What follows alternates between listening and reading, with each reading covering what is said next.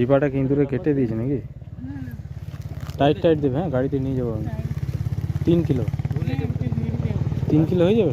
দুটো ডিবা তো, দুটো একটা তো হবে না। হ্যাঁ, দু জায়গাতে দুটো আছে না, আলাদা আলাদা ইয়ে করতে হবে।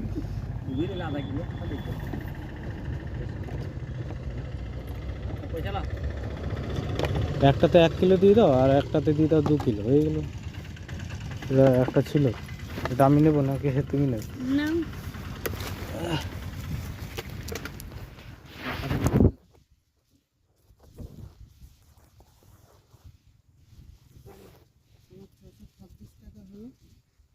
ঠিক আছে, 200 টাকা দিলাম, আর এই 500 হলো, আর এই 20 টাকা নাও, তাহলে 726। আমাকে 100 টাকা দিয়ে দেবে, বুঝতে পারলে?